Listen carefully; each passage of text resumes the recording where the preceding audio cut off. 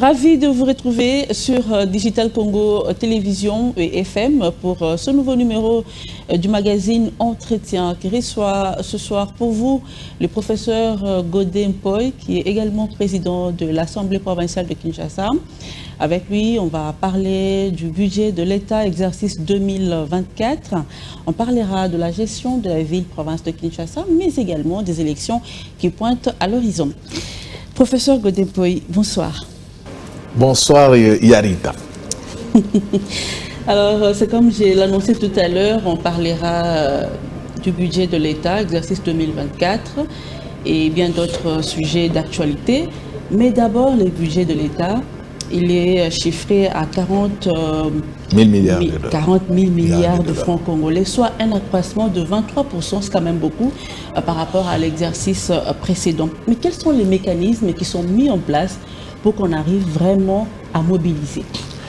Bon, d'abord, je voulais préciser que lorsqu'on parle de l'accroissement de plus de 20%, c'est à nominal. Parce que le budget de l'année passée était autour de 32 000 milliards de dollars. Donc, sur le plan nominal, l'accroissement est de 21%, mais sur le plan réel, il n'y a pas beaucoup de différence. Parce que les 32 000 milliards de l'année passée, c'était autour de 16 milliards. Et les 40 000 milliards d'aujourd'hui, c'est pratiquement encore autour de 16 milliards. Donc, rien ne en nominal, il y a du progrès. Mais en réel, en attendant que le Parlement se prononce, en réel, donc, il n'y a pas eu beaucoup de progrès. Pourquoi nous disons cela? Dans mon modeste statut de scientifique, je dois apporter la lumière là où il y a les ténèbres. Je ne parle pas de l'obscurité, mais en termes de ténèbres, de l'ignorance, sans avoir la prétention d'être le plus intelligent. Et donc, quand on ne donne pas ces précisions, on risque même de faire sombrer l'exécution du prochain budget parce que les gens risquent de croire qu'il y a eu une grande augmentation, mais il s'agit d'une augmentation nominale qui s'explique d'ailleurs par la conjoncture internationale qui est très maussade dans tous les pays du monde. Donc, au-delà de cette précision, il faut noter que les agrégats macroéconomiques en RDC de 2018 à ce jour se portent merveilleusement bien. Voilà. Alors, c'est vrai, vous avez apporté la précision, c'est en termes nominal. Ça veut dire qu'on ne peut pas espérer grand-chose, alors? Non, non. Il faut, ce que peut-être les gens ne comprennent pas, c'est que le budget fait partie de la planification économique d'un État. Même si la planification économique fait les rois, mais elle est par essence minimaliste. Donc, c'est-à-dire que lorsque le Parlement arrête le budget à un montant déterminé, il s'agit en fait du budget plancher et non des budgets plafonds. Donc c'est le minimum qu'on peut mobiliser. Les gens font des fois l'amalgame. Donc, lorsqu'on fait les dépassements budgétaires en termes de recettes, comme ça a été le cas l'année passée, donc ça fait partie des performances, mais ce qu'il faut rappeler, c'est que lorsqu'il y a ces performances, ça ne doit pas trop surprendre les gens. C'est très appréciable, mais les gens doivent savoir que les budgets tels qu'il est présenté, c'est en plancher et non en plafond. Donc, la bonne planification économique étant minimaliste, donc c'est le paie qu'on peut collecter. Voilà. Tout comme on peut aller aussi oui, en principe, c'est cela. Et lorsque vous dépassez, ça permet également aux dirigeants de connaître la vraie capacité financière de l'État. Alors, c'est vrai, le budget est revu à la hausse, mais là où ça dérange un peu, c'est que quand arrive la reddition de comptes, on se rend compte que c'était un peu du maquillage, un peu de l'arnaque. J'ai entendu ce discours-là. Je ne pense pas qu'un économiste sérieux peut parler maquillages de chiffres au stade actuel. Les budgets de 16 milliards de dollars, c'est une réalité. Et moi, je sais qu'au regard des potentialités, je suis de ceux qui sont convaincus.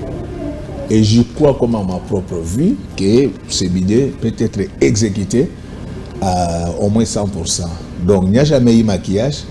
C'est peut-être les gens qui ne comprennent pas. Parce que les problèmes que nous avons chez nous, c'est que vous allez voir aujourd'hui, nous avons les économistes qui interprètent la Constitution,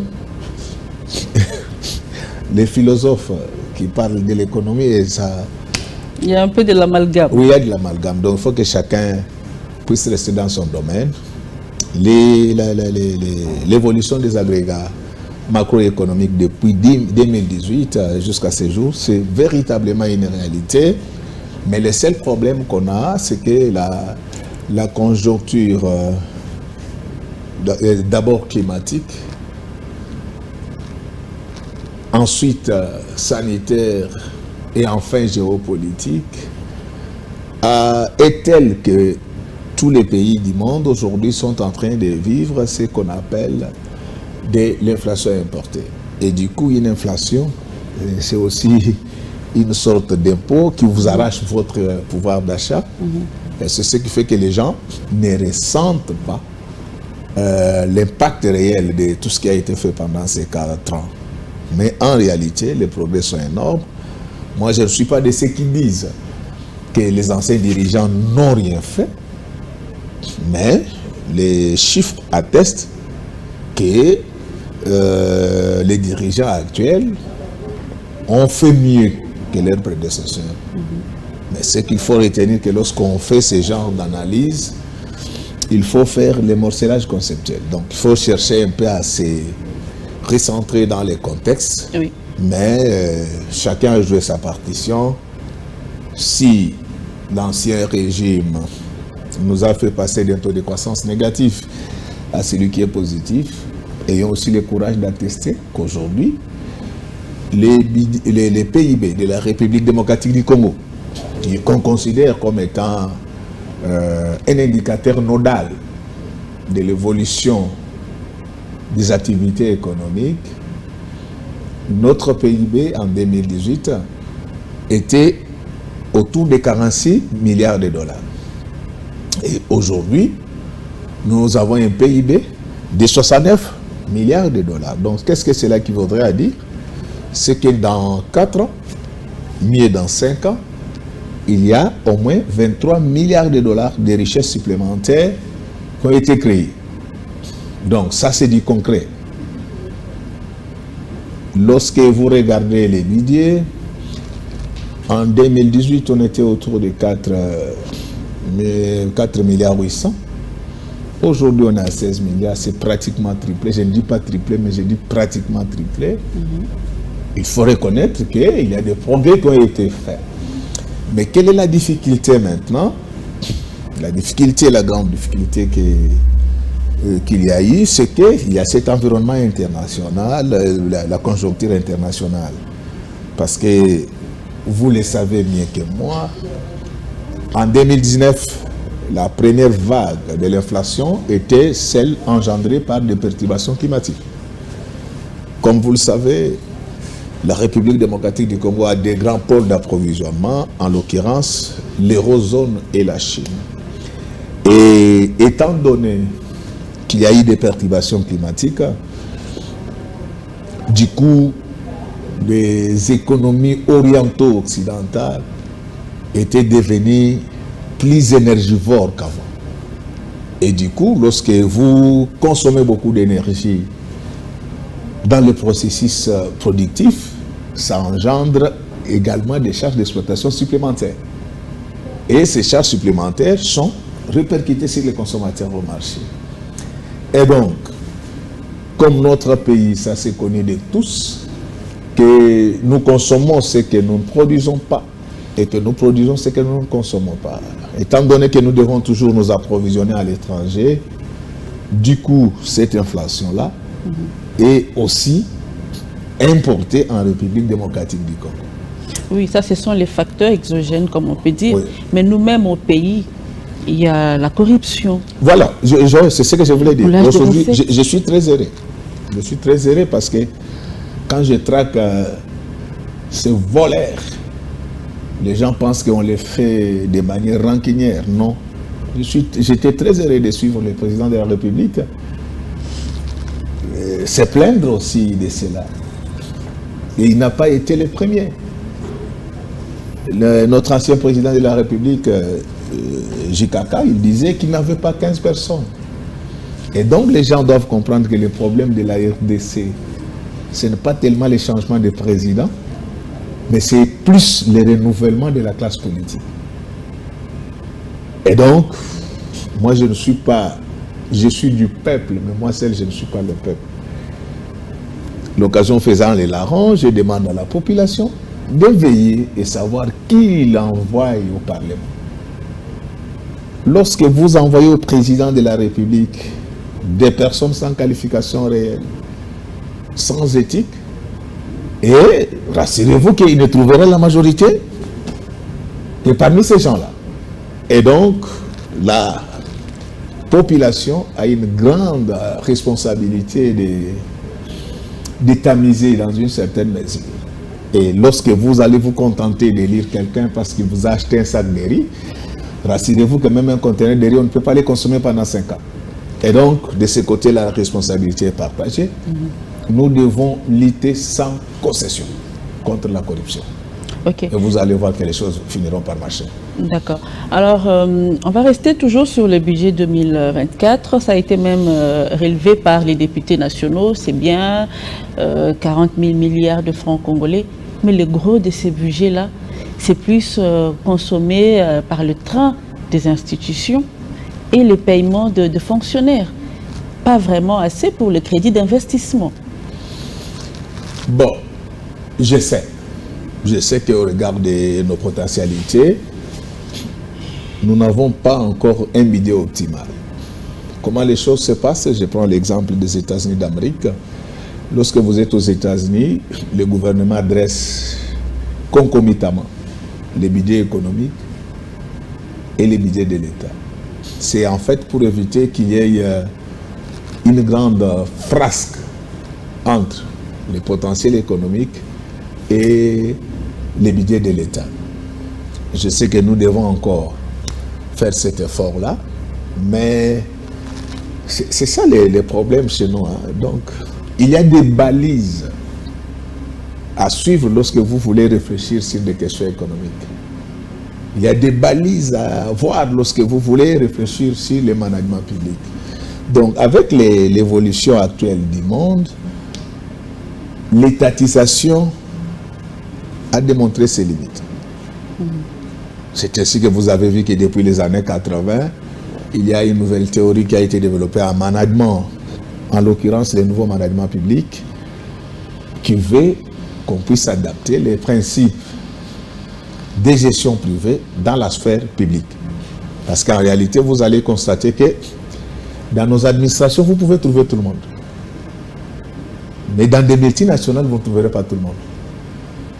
C'est ça le vrai problème de notre pays. Donc, le meilleur profil n'a jamais été un atout en République démocratique du Congo depuis notre indépendance. Et cela pose beaucoup de problèmes. Mais ce n'est pas aujourd'hui l'État seul. Et les gens qui tiennent ce genre de discours, j'espère qu'ils connaissent le modèle économique de la RDC. Donc nous avons comme modèle, et ça c'est depuis que Mouzé est parti, nous avons un modèle économique qu'on appelle l'économie sociale du marché. Et lorsque vous adoptez ce modèle, ce n'est pas tellement l'État qui investit. L'État crée les cadres. Et là, de ce côté, vous avez vu comment l'actuel président a fait beaucoup d'efforts pour assainir davantage les climats d'affaires. Mais sur le plan des textes, nous sommes au point, mais c'est au niveau comportemental. Et là, c'est le problème de nous tous. Lorsqu'il y a un fonctionnaire qui bloque un dossier relatif à l'investissement, au motif qu'il devait être motivé, rassurez-vous que ce sont des prochains jours ou des années supplémentaires d'attente pour la création de nouveaux foyers de richesse. Donc vous voyez que le président, lui, tous les textes, il a tout fait pour qu'ils puissent exister, mais aller maintenant dans la pratique. Parce que lorsqu'on parle du climat d'affaires, les gens pensent que c'est seulement de la fiscalité, mais non, il y a bien des choses. Il y a toute une palette d'indicateurs. C'est notamment les raccordements en électricité. C'est aussi les autorisations de bâtir. Il nous arrive tous ici de construire. Vous vous rendez compte que lorsque vous avez besoin d'une autorisation de bâtir, il faut gêner pour l'avoir à temps. Et par moments, ce sont eux-mêmes qui vous disent que non, c'est nous-mêmes qui contrôlons, vous pouvez déjà commencer. Et du coup, tout ça, ça fait qu'on ne prend pas au sérieux. Et les autorités que nous sommes, nous avons une grande responsabilité, mais cette responsabilité est partagée également avec notre culture. Okay. Et donc, si nous voulons vider substantiellement cette question, maintenant que les élections approchent, la population doit être vigilante. Donc, avant de voter un candidat, essayez quand même de les connaître. C'est vrai qu'aujourd'hui, avec la flopée des réseaux sociaux, il y a beaucoup de contre-vérités, mais vous-même, rapprochez-vous des différents candidats pour qu'ils vous démontrent ce qu'ils peuvent faire. Alors, et donc, c'est pour dire que ceux qui comptent sur les billets pour développer l'État, ils doivent bien relire leur cours de l'économie de développement. Donc, de par le monde. Alors, on va parler aussi de cette innovation qu'apporte le budget 2024. Oui. Il y a l'instauration du budget programme pour 7 ministères pilotes. Alors, pour le commun des mortels, c'est quoi le budget programme? Bon, je voulais d'abord vous parler comment on est arrivé à ce budget programme. Nous sommes le 26 mai 2001. C'était le retour du Fonds monétaire et de la Banque mondiale en République démocratique du Congo, qui conseillait au régime de l'époque de faire 3 choses. Il fallait pratiquer la vérité des prix dans le secteur pétrolier, il fallait laisser la monnaie flotter et il fallait accepter également la batterie de réformes imposées par les deux institutions de Bretton Woods, et dont la réforme phare a été le code minier de 2002.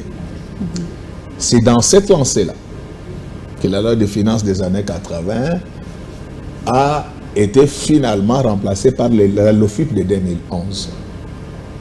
Donc, les principes étaient déjà posés depuis la réforme de 2011, mais le mérite du gouvernement actuel, c'est d'avoir concrétisé ces budgets programmes. Parce qu'en fait, nos finances publiques s'inspirent généralement des finances françaises ou belges selon les cas, parce que c'est le même système. Les systèmes de budget programme veulent en fait concilier les politiques publiques et les finances publiques. Parce que les finances publiques, donc lorsqu'on parle du budget, généralement c'est annuel. Okay. Par contre, s'il faut rester dans la terminologie managériale, il y a une différence entre un budget, un programme et un plan. Le budget est annuel, le programme est quinquennal et le plan, il va au-delà. Alors, nous sommes en France avec la LOLF, donc la loi organique sur les finances publiques françaises. Ils vont constater qu'il y avait généralement des coupures entre les politiques publiques et les budgets de l'État.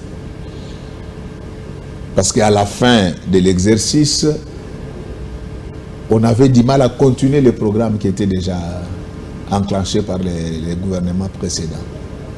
C'est ainsi qu'on a dit que pour bien mesurer la performance de l'État, secteur par secteur, il fallait avoir un budget programme, c'est-à-dire vous avez un budget à moyen terme pour une période de 3 ans. Donc on connaît déjà ce qu'on peut avoir dans ces 3 ans. Et on essaie de rapprocher ça avec les politiques publiques qui sont en fait définies dans le programme du gouvernement. Et il y a moyen de faire des rapprochements entre les budgets et le programme du gouvernement. Parce que aucun projet, la plupart des projets, on ne peut pas les finir en une année. En une année, oui. C'est ainsi que souvent, il y a des crédits qui tombaient en annulation, les actions de l'État s'arrêtaient. Et comme aujourd'hui, le style, c'est l'harmonisation des procédures dans tous les pays du monde, la RDC, mon pays et le vôtre, s'était déjà engagé sur cette voie en vue de rejoindre tous les États modernes. Donc, ce qu'il faut retenir ici, que c'est l'avantage du budget programme, c'est notamment les rapprochements entre les politiques publiques et les budgets de l'État. Voilà. On comprend que c'est un professeur d'université, donc il faut de temps en temps noter. On essaie, on essaie. Alors, on va continuer, mais peut-être pour terminer le chapitre lié au budget de l'État. Alors, il y a un récent rapport de l'ODEP qui démontre qu'il y a toujours des dépassements depuis 2019. Certes, il a basé son étude depuis la prise de pouvoir du président Tshisekedi jusqu'à aujourd'hui. Il n'y a jamais eu respect. Tout est fait dans les... Tout est fait... en fait, il y a toujours des dépassements chaque année. Alors, la première question, c'est de savoir, est-ce qu'un dépassement est une faute? Merci beaucoup. J'apprécie le travail que l'ODEP est en train de faire, parce que c'est ça la société civile qui doit faire la surveillance. Mais là, j'en parle souvent, j'en ai déjà parlé avec le président de l'ODEP, que je respecte beaucoup parce que par moments on se rencontre dans certains forats, c'est que les dépassements budgétaires ne deviendront une faute de gestion qu'à partir de l'année prochaine. Tout simplement parce que dans la loi actuelle de finances publiques, il y a des dispositions dont l'entrée en vigueur a été postposée en 2024. Donc je crois qu'il aura totalement raison. Moi-même, je suis contre les dépassements budgétaires parce que ça crée des déséquilibres. Parce qu'on fait des arbitrages. Il y a d'autres services qui auront un déficit pendant que les autres vont faire des excédents. Mais ce qu'il faut retenir, qu'il y a plusieurs raisons qui militent en faveur des dépassements budgétaires. Je ne suis pas pour les dépassements budgétaires, mais dans les limites de mes modestes capacités, je dois expliquer comment ça se passe. Dans les États africains, du moins ceux qui ont des monnaies autonomes, leurs monnaies sont généralement faibles. Les budgets, on les exécute en francs locaux. Et lorsque vous avez suivi la fragilité alimentée par la conjoncture internationale de notre monnaie, cela allait avoir naturellement des répercussions sur toutes les lignes budgétaires. C'est ça qui explique ce dépassement. C'est nominal, en fait. C'est nominal, mais si vous voulez vraiment... Je ne justifie rien, mais j'explique. Ok. Donc c'est nominal, mais si vous voulez convertir le tout en dollars, malheureusement notre budget, on ne peut pas l'élaborer en dollars. Okay. Vous allez voir que il ne s'agit pas vraiment de dépassements budgétaires négatifs. Donc retenons deux, trois choses. Moi, je soutiens la démarche de l'ODEP, mais au même moment, j'informe aussi l'ODEP que les dépassements budgétaires que nous condamnons tous ne sera une faute de gestion en République démocratique du Congo qu'à partir de l'année prochaine. Donc actuellement, tout ce qu'on constate comme dépassement budgétaire, ce n'est pas une faute de gestion. Jusque-là, non. Ce n'est pas non plus du vol comme l'ODEP a dit, que ça frise un peu le vol. Les vols se trouvent ailleurs, pas dans les dépassements budgétaires. Et notre monnaie est aussi brincabalante, et ça explique cela. Donc nous poursuivons les mêmes objectifs que l'ODEP, mais peut-être avec des lunettes différentes. Donc ici, il y a la conjoncture internationale qui a fragilisé la monnaie. C'est tout à fait normal qu'on en arrive là. Donc tu as vu que lorsqu'on a dit de l'accroissement, je m'excuse, vous avez vu que lorsqu'on a parlé de l'accroissement budgétaire, nous avons expliqué que c'était nominal. Oui. Et lorsque aussi il faut parler des dépassements budgétaires, nous devons être cohérents. Parce que moi, les affaires de l'État, je n'en parle jamais avec les États d'âme. Merci beaucoup, professeur. On va prendre le deuxième sujet de cet entretien.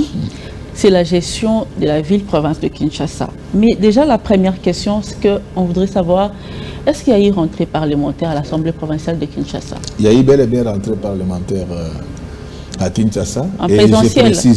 Et je précise d'abord que je ne suis pas à Paris, comme vous me l'avez dit.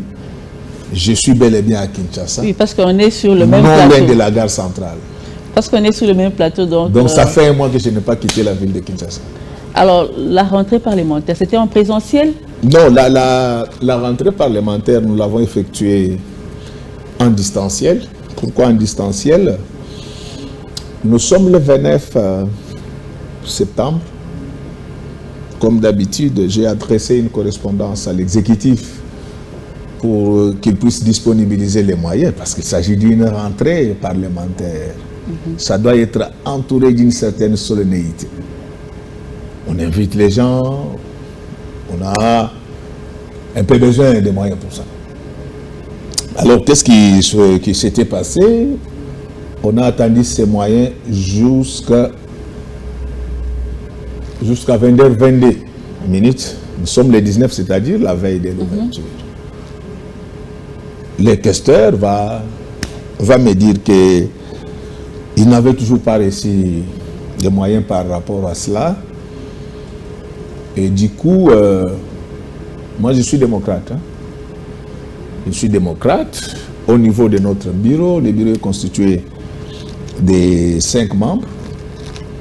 Et ces jours-là, il y en avait 4 qui avaient siégé pour lever l'option. Donc ce que j'ai dit là est documenté. 3 s'étaient prononcés pour l'ouverture de la session en distanciel, c'est-à-dire via les communiqués. Bon, après, j'avais quitté les débats parce que l'option était déjà levée. Donc, si quelqu'un vous dit que Godin Poya a violé les règlements intérieurs, là, j'insiste, il y a 3 endroits où il faut l'amener. Soit vous l'amenez à l'école pour qu'il soit formé, soit vous l'amenez au CNPP pour qu'il soit soigné, soit vous l'amenez chez le pasteur pour qu'il soit délivré. Parce que même les sorciers ne font pas des choses comme ça. Je vous dis, c'est documenté. Alors, et c'est à ce titre-là que j'ai ouvert la session via les communiqués. Et ce qu'il faut rappeler ici, c'est que les dates d'ouverture et de fermeture de session, ce sont des dates légalo-réglementaires. Donc c'est déjà fixé par le législateur. Même si je ne faisais pas les communiqués, la session allait s'ouvrir d'office. Mais si quelqu'un vous dit le contraire, je vous ai indiqué là où vous devez l'amener. Alors aujourd'hui, quelles sont les relations qu'entretient le président de l'Assemblée provinciale avec les membres du bureau? Bon, je n'ai pas de problème privé avec les membres du bureau. Donc je n'ai pas de problème privé avec les membres du bureau. Et depuis lors, nous avons toujours eu des relations professionnelles, ça s'arrête là. Okay. On n'a pas de relations familiales. Donc nos relations professionnelles sont là. Alors, président donc, on ne se connaissait pas avant la politique. Donc, ça s'arrête là et chacun a sa vie privée. Oui. Ouais. Bon, bien évidemment, on parle de l'Assemblée provinciale. Alors, je vais un peu vous rafraîchir la mémoire. Il y a quelques mois, je vous ai reçu sur ce plateau. Je vous posais la question de savoir comment vous trouviez la gestion de la ville de Kinshasa. Et vous aviez répondu que la ville était bien gérée. La ville était bien gérée, tout allait bien. Vous avez même avancé des dates pour les marchés. Voilà.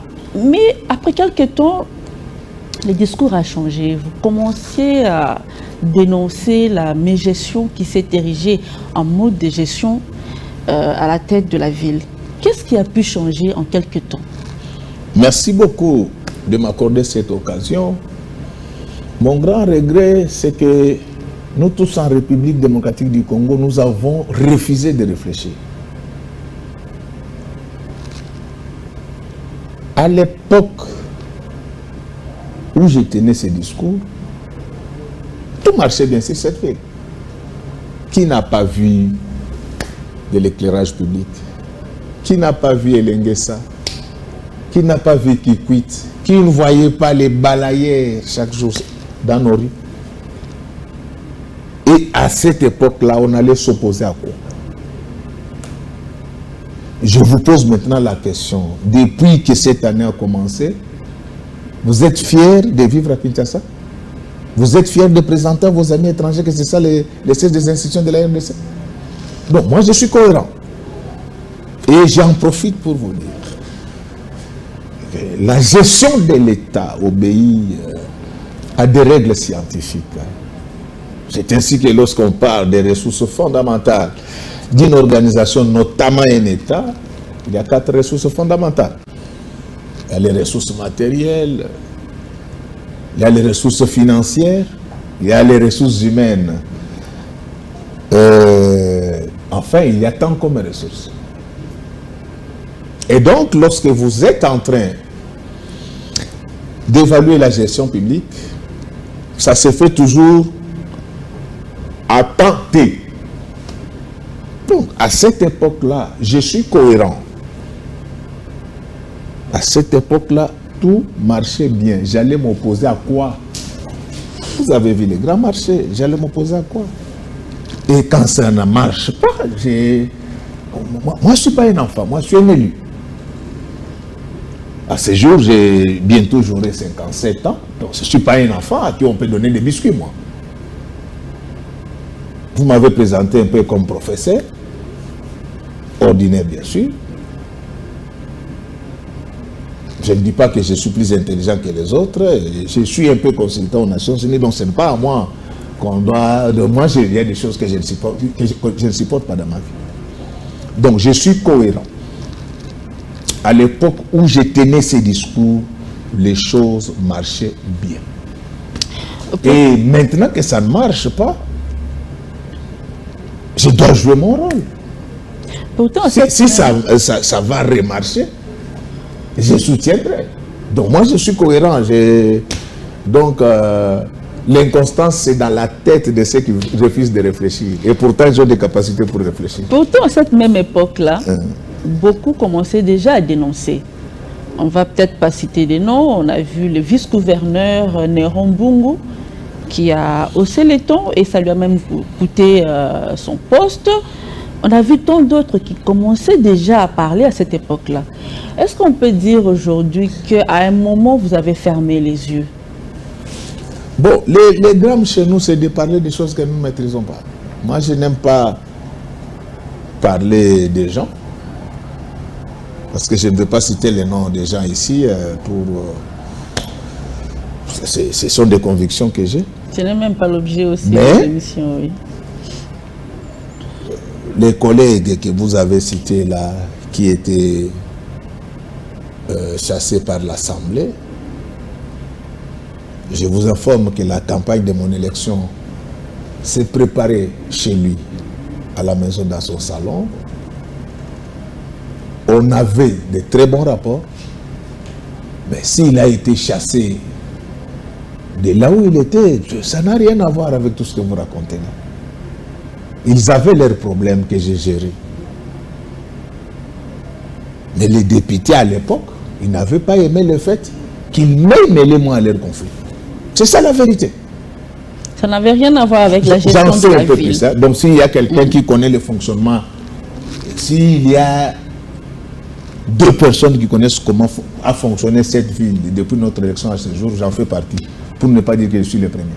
Okay. Je suis astreint à un droit de réserve. Moi, je suis chrétien avant d'être pasteur. Donc, moi, je vois aujourd'hui, là, comme nos médias, c'est tout le monde qui passe là-bas, c'est devenu les outils des mensonges, mais que les gens mentent. Le ciel ne va pas nous tomber sur la terre, comme l'a dit mon grand frère Mendy. Alors, donc, retenez que les collègues, là, s'il a été chassé, ça n'avait rien à voir avec, ce que vous êtes en train d'insinuer. Okay. À l'époque, les collègues n'avaient pas accepté qu'ils m'aient mêlé à leur conflit sur le plan médiatique, je suis astreint à un droit de réserve. J'en sais un peu plus. On le respecte. Voilà. Alors, on a vu la gouverneure de la Banque centrale, Mme Kabedi, qui a adressé une correspondance aux banques demandant de ne pas accorder des crédits à la ville-province de Kinshasa. La situation est vraiment catastrophique jusqu'à ce point-là? Bon, naturellement, donc, lorsque vous prenez des engagements vis-à-vis des banques, il faut les honorer. Je ne veux pas entrer dans les détails. Ça dit tout, enfin. Vous voyez que nous avons pratiquement les mêmes préoccupations. Moi, je cherche à connaître qu'est-ce qui a été fait des crédits que j'avais autorisés. Est-ce qu'on avait pris? Est-ce qu'on n'avait pas pris? J'ai des documents. Ils le savent. Moi, j'ai envoyé plus de 5 fois des missions pour qu'on me dise qu'est-ce qu'on a fait de l'argent qui a été pris dans des banques. Madame, vous me voyez moi ici, à mon âge ici, en train d'être mené en bateau. C'est de mon droit le plus légitime. Je suis l'élu du peuple. Donc, vous comprenez que et moi, et madame la gouverneure, nous avons les mêmes préoccupations. Ça dit tout. Est-ce que vous pensez à un moment que vous avez été, je ne sais pas, est-ce qu'on peut dire qu'à un moment vous avez été berné? Non, non. Oui, mais c'est vous l'autorité budgétaire. Oui, l'autorité budgétaire, ça veut quoi? J'entends les gens qui en parlent, mais peut-être qu'ils n'en connaissent pas le contenu. Ouais. Être autorité budgétaire, c'est quoi? Autorité budgétaire, c'est que c'est moi qui approuve ce qui doit être fait, ce qui ne devait pas être fait. Et ça s'arrête là. J'entends les gens... Vous avez également le droit de contrôler. Naturellement. Naturellement. C'est ce que je suis en train de faire. Mais malheureusement, le président ne descend pas sur le terrain. Lorsque j'attends pendant 3 ans, je ne reçois presque pas de rapports. Je fais quoi? Je dois croiser les bras? Et à l'époque, c'était compréhensible. Parce que moi, en fait, je ne dis pas que je suis plus intelligent que les autres, mais j'ai un léger avantage, c'est que moi, j'ai appris la gestion de l'État à l'école. J'ai passé 25 ans à la douane. Donc, je suis directeur de douane en détachement. Je connais l'appareil de l'État. J'ai conseillé plusieurs autorités, plusieurs institutions, ici et ailleurs.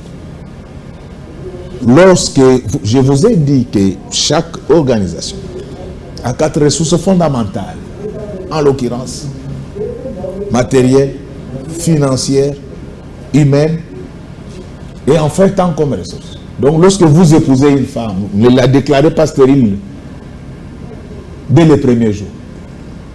Il faut attendre, il faut lui donner du temps. Les dieux totipotents, le roi de l'éternité, la création de ce monde lui prit 6 jours. Et donc, on venait en train de travailler. Les actions étaient visibles. Qui nous voit élenguer, c'est moi aussi. Je ne dis pas le moi. Je suis resté cohérent, comme je le disais, c'était 50-50. 50 moi et l'Assemblée, 50 l'exécutif. Et à ce moment-là, on allait s'attaquer à quoi? Et vous dites que les gens qui s'élevaient, vous voulez que moi je puisse parrainer l'émotion alimentaire? Moi je suis chrétien avant d'être pasteur. Vous allez voir ce qui va arriver à tous ces gens qui me diffament. Alors, donc, c'est pour vous dire que moi je suis cohérent. Le problème, hein, c'est que le malheur de ceux qui se réveillent très tôt, c'est de n'avoir comme interlocuteur que les oiseaux. Et donc, à ce moment-là, ça marchait. J'allais m'attaquer à quoi? C'est quand il y a eu des problèmes. Ces gens-là qui faisaient du bruit, c'était pour rien. Pour rien. La plupart ne vivaient que d'émotions alimentaires. J'ai l'autorité de les dire. C'est pour me faire voir que moi, on ne manipule pas. Alors, récemment, vous avez pris une mesure. Vous avez demandé à ce que les ministres provinciaux des Finances, de l'Intérieur, les directeurs généraux de la DGRK et de la DGPEC puissent démissionner. Mais on a... Après, on a dit que ce n'était pas vrai. Et on a falsifié les signatures. C'est ça le malheur de cette ville. Je peux vous en parler les règlements intérieurs de l'Assemblée provinciale de Kinshasa m'imposent de convoquer la conférence des présidents 15 jours avant l'ouverture de la session. Et cette réunion a essentiellement, ou bien tourne essentiellement autour du calendrier des matières à traiter. C'est ce que j'ai fait, j'ai convoqué la conférence des présidents. Il n'y avait qu'un seul point inscrit à l'ordre du jour. C'est les mêmes aujourd'hui qui renient leur signature et qui sont en train de m'insulter parce que c'est l'éducation qu'ils ont reçue de leurs parents. Quelqu'un comme moi ici, quand tu veux m'insulter, tu vas commencer par où? Au Bandela. Donc, ce sont les mêmes là. Je ne veux pas répéter, ce sont les secrets, je ne dirais pas secrets d'État. Vous êtes astreint à la réserve. Je suis astreint à un droit de réserve, mais je dois communiquer parce que je suis attaqué faussement. Tous les collègues, tous les 21 collègues qui étaient dans la salle, ils ont dit, président, on doit traduire ces gens devant le juge. Et vous allez remarquer que cette liste-là, contrairement aux us et coutumes, moi c'est moi qui signe le premier. Mais connaissant leur duplicité, parce que la plupart d'entre eux, quand ils sont avec moi, ils ont un discours. Quand ils sont à Brazza, ils ont un discours. Quand ils sont au Gabon, ils ont un discours. Un homme d'État ne se comporte pas comme ça. Moi, je suis un homme d'État. Moi, je suis un homme d'État au propre comme au figuré. Pas ces voleurs qui... En fait, donc, en sciences politiques, la dimension d'un homme d'État ne se mesure pas par rapport aux fonctions qu'il a existées. Sa dimension se mesure à l'aune de ce qu'il a rendu comme service à la cité. Ces gens-là, ils ont apposé leur signature librement. Librement. Donc, il ne s'agit pas de la falsification comme on l'a dit. Mais ce sont des voleurs, ils vivent de ça. Non, mais pas quand même des insultes au président. Non, ce n'est pas une insulte. Si vous voulez que je retire, je vais retirer. Oui, quand même, oui. Je retire, mais ce n'est pas dans le sens péjoratif. Ces gens-là ont bel et bien posé leur signature librement. Et si vous lisez bien ces documents-là, vous allez voir qu'il y avait même quelques coquilles. Pourquoi? Parce que ces jours-là, il n'y avait pas d'électricité à l'Assemblée. Chaque fois qu'on m'a mené les drafts, j'ai corrigé et les administratifs allaient faire saisir les documents en dehors de l'Assemblée. Et j'ai signé ces documents-là, ils commençaient déjà à faire sombre dans l'hémicycle. Qu'est-ce qui se passe? Je rentre à la maison. L'un de mes gardes est là. Il est témoin. Il est témoin. À 23h, je reçois un appel. Je ne veux pas citer le nom des gens. Nous voulons venir vous voir. J'ai dit, vous ne venez pas chez moi parce que vous m'avez chassé de l'Assemblée. Vous ne venez pas. Vous allez venir chez moi faire quoi? Oh, même si vous n'allez pas nous recevoir, nous venons seuls. Je suis entré dans ma chambre pour dormir. À un certain moment, la garde m'informe qu'il y avait des amis. Quand je descends, c'est les mêmes qui m'insultent aujourd'hui, là, qui ont acheté quelques abîmés là, dans le monde médiatique. Donc, ce sont juste des termes. Donc. Non, nous, on nous a remis 40 000 $. Et comme il en est ainsi, nous voulons que vous enlevez un nom sur la liste là. Connaissant leur mode de fonctionnement, j'ai dit, tout ce que vous me dites là, allez mettre ça par écrit. Personne ne l'a fait. J'étais dans l'obligation de transmettre ces listes. Et aujourd'hui, j'ai entendu même certains acheteurs de diplômes de Kinshasa ici, qui passent dans les médias pour dire la conférence des présidents n'est pas compétente. Qu'est-ce qu'ils en savent? Je suis très modeste dans ma vie. Je ne dis pas que je suis plus intelligent que les autres, mais devant de telles inepties, on ne peut pas se taire. Donc, permettez un peu que j'explique comment fonctionne la conférence des présidents. La conférence des présidents n'est pas un organe consultatif. Il s'agit d'un cadre de concertation. C'est deux structures différentes. Un organe consultatif, c'est comme ce que nous avons ici, comme on appelle ça comment, la commission économique et sociale. Ok. Ça, c'est un organe consultatif. Ces avis sont également facultatifs. On peut ne pas les prendre en considération. Mais les cadres de concertation lèvent les options et donnent des orientations au bureau.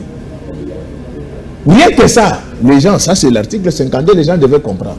Donc la conférence de président n'est pas une affaire d'enfant comme on le fait passer.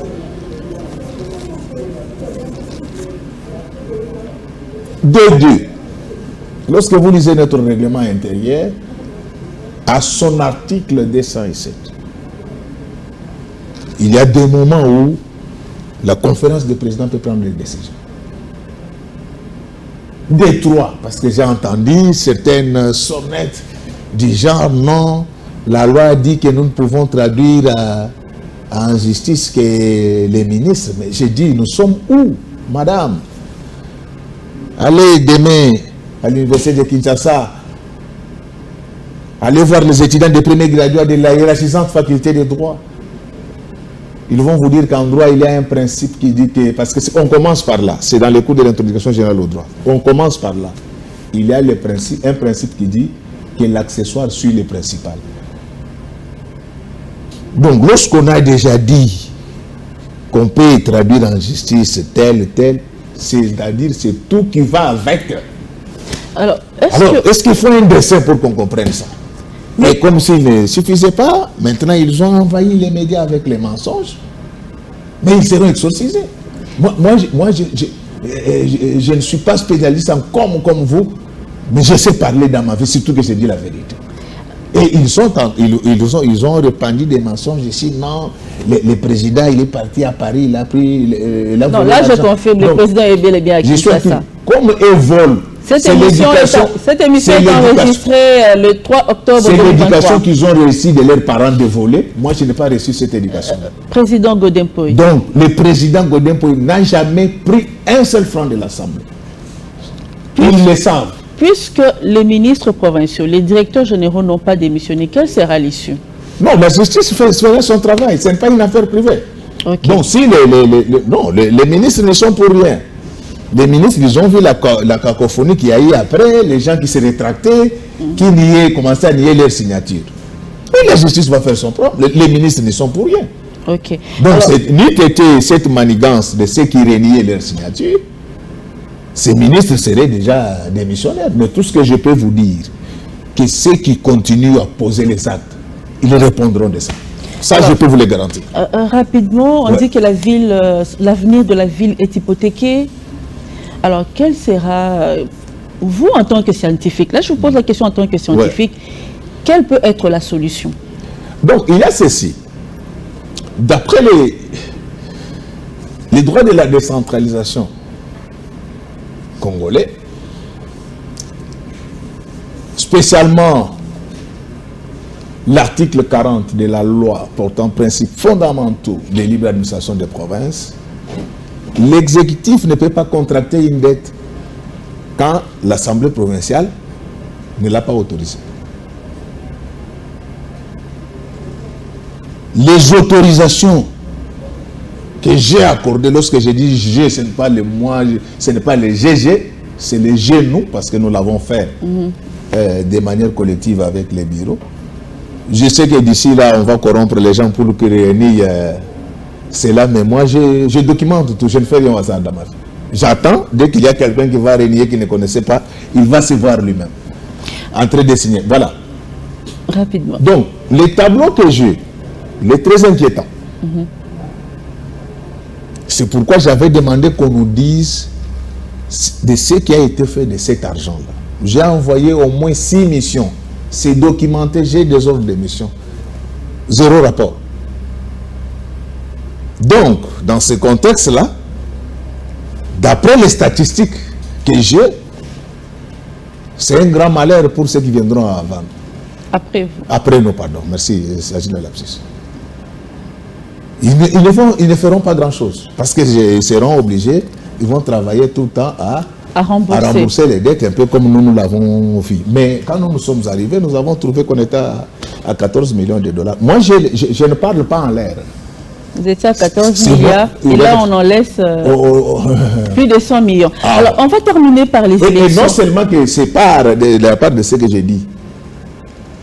Les montants que moi j'ai sortis là nous a été confirmé. Aujourd'hui les gens peuvent les renier par les ministres des Finances lors d'un huis clos. Comme les gens croient que des parents qui mentent. C'est honteux. Ce que je vous dis là, en dehors des statistiques que je détiens, nous a été dit par les ministres des Finances lors d'un huis clos. Je sais que les gens vont nier comme c'est ça leur culture, mais moi je suis documenté. Voilà, on va terminer par les élections, mais vraiment rapidement parce que on me fait déjà signe qu'on a largement dépassé les temps. C'est dans moins de 2 mois, les élections auront lieu en RDC. On va plus parler des candidats présidents de la République. Mais vous n'avez pas parlé de la plainte? Ah oui, mais bon, vous devriez bien affûter vos armes parce que il y a une plainte qui vous attend pour diffamation. Que ça commence même demain parce que tout ce que je vais demander que ça soit radio-télévisé. Vous allez voir le nombre de cadavres qu'il y a dans les placards de la ville de Kinshasa. Digital Congo est bien disposé donc, à relayer ça. Il faut venir. Merci il faut venir. Non, pas seulement Digital, toutes les chaînes. Il faut venir. Mais ce qu'il faut préciser, parce qu'après, si jamais, je ne dis pas que forcément je l'emporterai, si jamais ça se termine en ma faveur, qu'on ne vienne pas encore vous raconter des bêtises. Allez vous renseigner à la faculté des droits. En première année de graduat, il n'existe pas en droit congolais de diffamation à l'égard des personnes morales. Vous comprenez?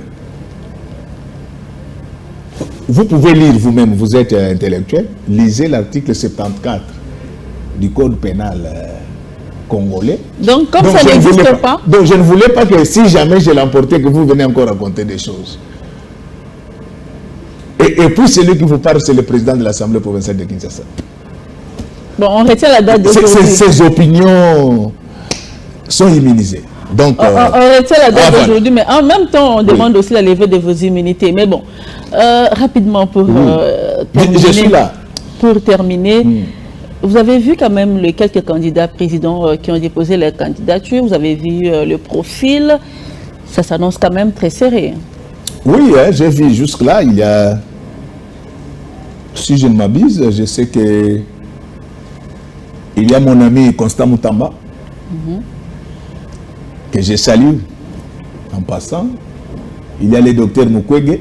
Oui, le prix Nobel.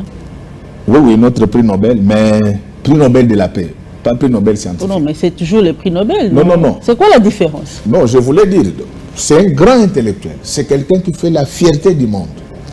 Ne pas les reconnaître, c'est être méchant. Okay. Mais seulement en tant que scientifique, je voudrais que nous sachions que depuis que le monde existe, aucun Africain central n'a reçu le prix Nobel scientifique.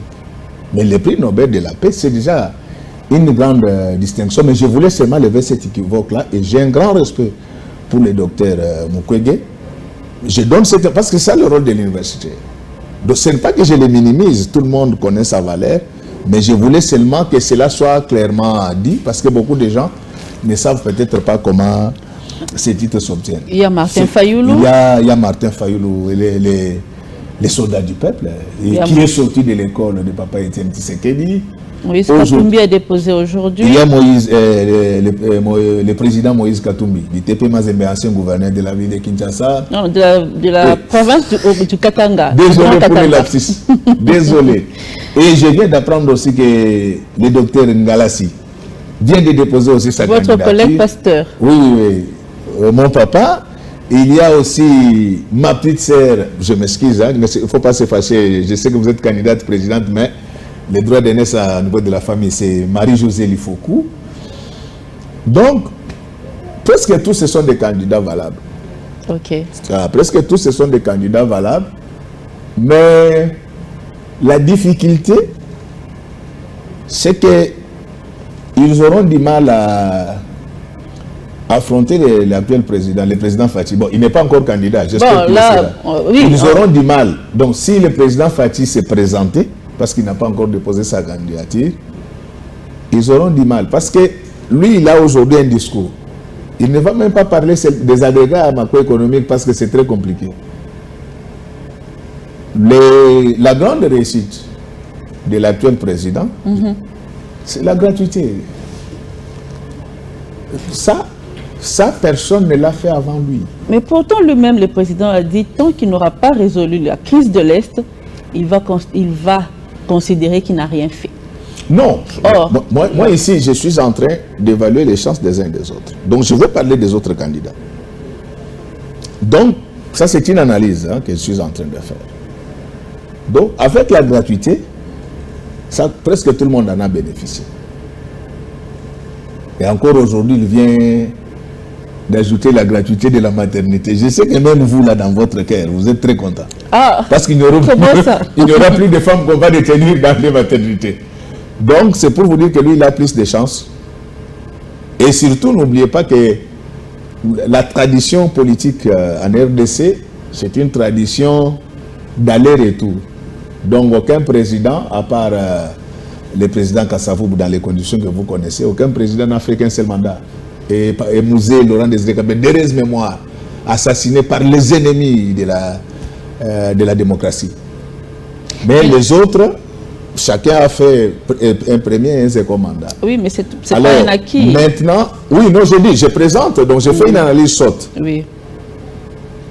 C'est une analyse saute, donc force, faiblesse, menace et opportunité. Donc, il est bien positionné. Le docteur Mukwege, il a un carnet d'adresses très fourni sur le plan international.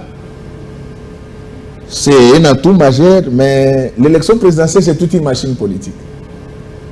Vous savez, l'erreur que nous commettons ici à Kinshasa, c'est de croire que nous sommes leaders partout. Moi, je connais la République. Il y a des endroits où il n'y a ni radio ni télévision. Donc, avec vos titres-là, vous n'existez pas. Donc, sur le plan international, sur le plan intellectuel, c'est quelqu'un de très bien. Mais j'ai l'impression qu'il n'a pas eu le temps de bien préparer les choses. C'est juste une impression. Okay. Nous avons Yaya Martin, que je salue, Yaya Martin Fayulu, que je respecte beaucoup, les soldats du peuple. C'est un candidat très valable, mais je pense que... Qui vient d'ailleurs crédibiliser les processus d'après certaines choses. Mais c'est ça, oui, c'est ça la démocratie. Mais je crains, parce qu'à l'époque, en 2018, ils étaient ensemble. Avec le président Moïse, le VPM Jean-Pierre Bemba, c'était un cartel. Et s'il ne parvient pas à fédérer avec les autres, ça sera un peu difficile. Bref, chaque candidat a ses atouts et ses faiblesses. Mais l'actuel président... en tout cas, on ne voudrait pas passer dans la pré-campagne. Hein? Non, non, on n'est pas dans la pré-campagne. Okay. J'ai dit que l'actuel président me paraît avoir plus d'atouts que les autres. C'est objectif. Ok. Donc, ouais. Alors, mais je souhaite bonne chance à tout le monde. Merci. On vous souhaite également vous-même bonne chance. Merci. Alors, on va se séparer sur cette note-là. Merci, professeur Godempoï, d'avoir répondu à nos questions. Merci également à nos téléspectateurs et auditeurs de Digital Congo, Télévision et FM. On se retrouve très prochainement pour... Et je voulais dire aux téléspectateurs que généralement, je n'aime pas parler des affaires politiques dans les médias. Mais les mensonges a fait que je puisse quand même donner certains détails. Oui. Donc, votre pasteur n'a jamais volé et il combattra les voleurs jusqu'à la mort du dernier soldat. Merci, professeur Godempoï. Merci également à toute l'équipe qui nous a accompagnés pour la réalisation de cette émission. Au revoir.